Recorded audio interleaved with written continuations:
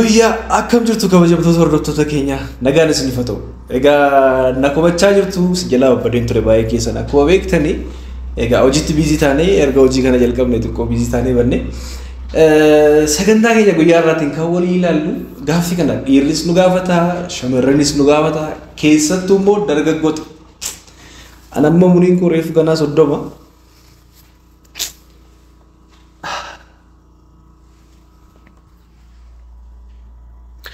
Arri natti be rifeensi ko arri jechuun beektu arri jechuun I don't know kamera qabatee hin beeku shibat kan jennu jechuudha.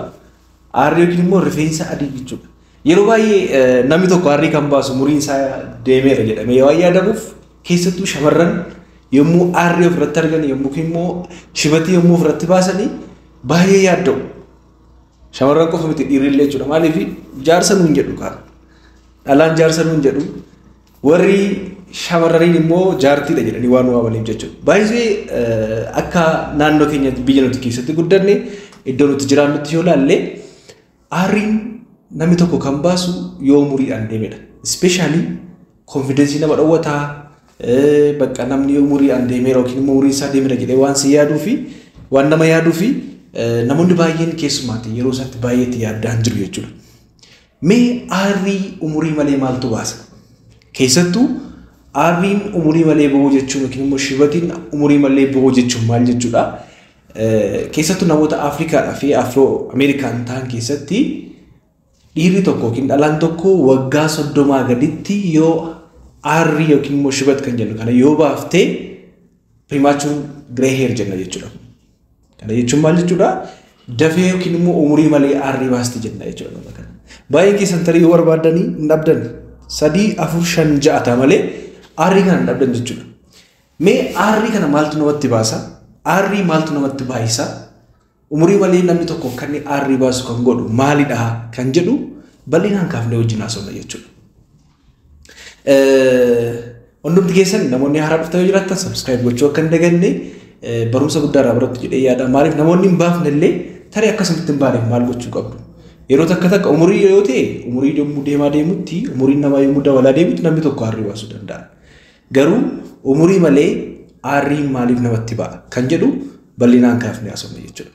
Egaa akkuma beekamu qaama keenya yookiin gogaa keenya skinii keenya kana yookiin rifeensa keenyaaf kalarii kan kennu. Kalariin rifeensa namaa fakkeenyaaf gurraacha miti. Kanaaf kalarii kan kennu yookiin immoo bifa gurraachaa kana kan kennu gogaa jalatti kan argatu seeliin meelaanoosaayits jedhamu. Gogaa jalatti kan argamu kuni pigmentii yookiin immoo halluu meelaaniin maddisiisuudhaani meelaaniin kun maalla rifeensi mataa akka inni bifa argatu godha jechuudha. Isinii galee meelaanoosaayit kan jennu kun seeliidha. Seeliin kun maal oomisha?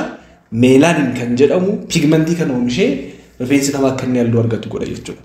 Kanaaf wantoonni seeliiwwan pigmentii kana yookiin immoo halluu rifeensaa kana oomishan kana hir'isan yookiin immoo miidhaan namni tokko akka inni harrii godhatu yookiin immoo rifeensa akka inni bifa dhabu yookiin immoo akka inni addaatu. Gray adii jechuun ibsuu dandeenya. Gray jechuun booraa jechuudha. I don't know. Akka inni bifa kana qabaatu gochuu danda'a jechuudha. Kanaaf normaalii akkaataan uumamaa namaaf rifeensa namaa garagarii Caucasians kan jedhamu isaan irratti waggaa 20 booda yeroo baay'ee kan isaan harrii baasanii waggaa 20 gaditti yoo baasu ta'e isaanis dafanii harrii baasan jenna. Garuu akka Afrikaadhaa fi Afro Ameerikaatti namni tokko dargaggeessi tokko yookiin dargaggeettiin tokko waggaa 30 gaditti yoo baafte fakkeenyaaf ilaalaa akkuma piikcharii irratti argaa jirtan kana jechuudha. Dargaggoota baay'eetti dhiphatu baay'een isaanii rifeensa harrii baasaniiru. Anillee baay'een qaba asirraa baay'ee. So aarrii kana maaltu baasa? Akka aarriin nutti hin baaneef maal gochuu qabna? Gaaffii namoota hedduu waan ta'eef yaadota tokko lama sadii kaafnee waliin haasofnu ta'a jechuudha. Egaa akkuma jalqabarratti jenne namoonni aarrii dafanii yommuu baasanii baay'ee konfidensii dhabu, baay'ee ofitti qaanu, baay'ee kalarii garaagaraa illee fakkeenyaaf amma kalarii kan fayyadaman jiru yookiin immoo dibata gurraachisu mataa gurraachisu kan fayyadaman namoonni baay'een isaanii jiru jechuudha. Faazariin koo tokko adii mateera baay'ee kan faazariin koo tokko duratti ba'e akkanatti mutti durumaanii waggaa 30 duratti ba'e actually dhumeera mataan qabu faazariin koo sirraa mataan isaa dhumaadha garuu aarriidha qalamitti dabalan nan argan ture xinnummaa kootti yeroo ijoollummaa koo ture qalamii yeroo itti dibu argan ture jechuudha. So mee aarrii kana maaltu baasa kan jedhu jalqaba irratti akkuma beekamu inni jalqabaa akkuma hundumti keessan beektan umuriin yommuu deemaa deemu seeliiwwan kunniin meelaaniin kan jennu kun ammi oomishee meelaanii gadi bu'aa waan deemuuf jira. Garuu premature hair grey kan jennu yookiin immoo umurii malee kana maaltu fida kan jedhu tuqaawwan 8-9 kaafnee ilaalla jechuudha. Jalqaba irratti hir'ina nyaataa vaayitaamin B6 fi vaayitaamin B12 kan jennu.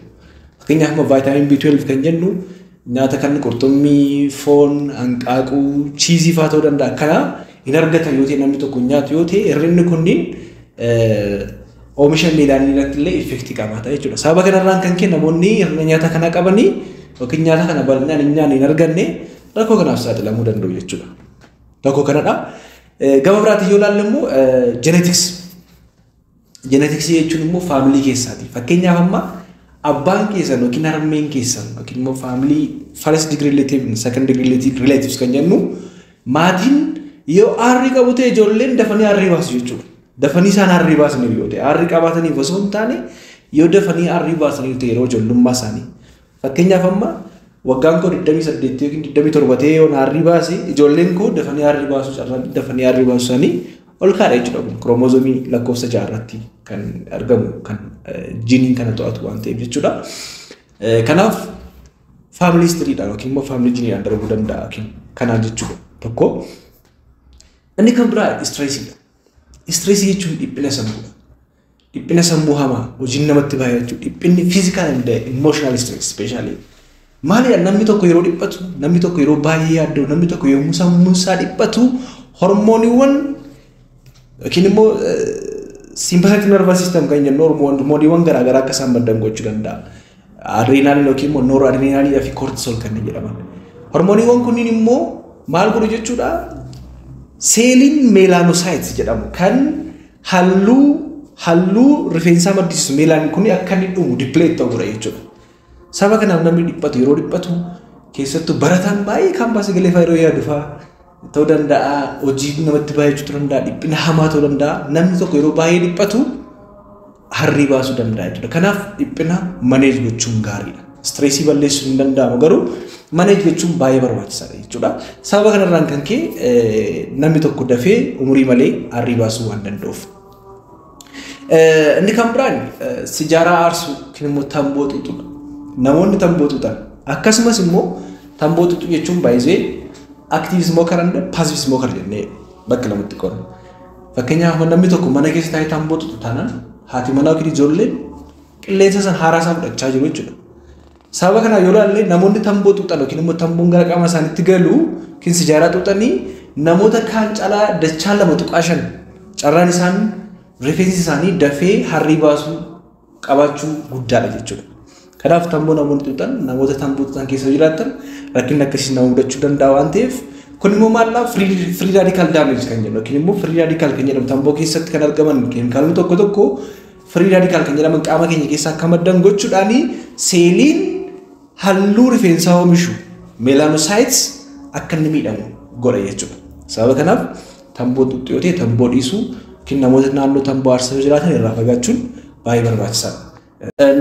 Kanaaf namoota tamboo xuuxan bakka isaan jiran irraa fagaachuun baay'ee barbaachisaadha. Inni kan biraa rakkoo hormoonii taayiroodii. Taayiroodiin hormooniin taayiroodii yoo gadi bu'ee ol ka'ee miidhaa irraan geessisuu danda'a. Seelii rifeensa oomishuudha waan ta'eef namoonni quufa mormaa qaban yookiin immoo mallattoowwan hormooniin taayiroodii yommuu isaan dabalan maal akka ta'e kan jedhu isa yoo qabaatan yaalii argachuun baay'ee barbaachisaadha jechuudha. Inni kan biraan keemikaala yeroo baay'ee keemikaala akkamii fayyadamtu dibata garaagaraa. Keessattuu dibanni yeroo baay'ee rifeensa keenya xiqqooma rifeensi kun akka dibachuu ta'a. Sagantaa yeroo jiraattu itti diddibna takka baay'een keessan dibachuu dandeessu. Dhiirris dhalaanis hin dibatu. Akkasumas immoo keemikaalota garaagaraa paarmiifaa jennee yeroo ijoollummaa keenya waan baay'ee itti diddibachaa turreerra. Daa'iin yookiin immoo dibannu mataan isaa illee rifeensi keenya akka inni harrii baasu gochuu danda'a. Baay'ee adaan kan natti baasee yeroo tokko dibata kana jedhee yeroo takka darbee dibadhan ture waan ta'eef. Kanaaf yoo danda'ame herbaalii fayyadamuun gaariidha. Herbaal yookiin naachuraalii kan oomishaman jiru waan ta'eef herbaal kan jedhamanii kan dibata rifeensaaf ta'an akkasumas immoo qalama rifeensaaf ta'an jiraachuu danda'u. Dhiirris ta'e dhalaan utuu kana fayyadamtanii baay'ee gaariidha. Inni kan biraan sandaameej yookiin immoo aduu keessa namni deemaa yoo oolu ultraviolet biiray kan jennu yookiin immoo aduurraa kan dhufu aduun kun maal godha baay'ee